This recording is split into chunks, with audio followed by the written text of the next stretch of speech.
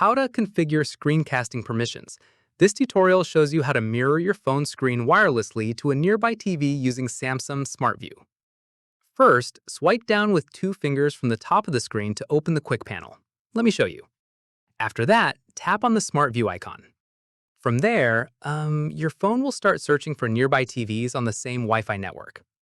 At this point, tap on your TV's name once it appears in the list of available devices. In the next step, tap on Start Now on the pop-up asking to begin casting. Following this, enter a PIN on your TV screen if one is requested to complete the connection. Once done, your phone screen will now appear mirrored on your TV.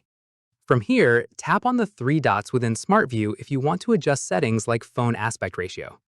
At this stage, select Full Screen on Connected Device if the mirrored image appears too small.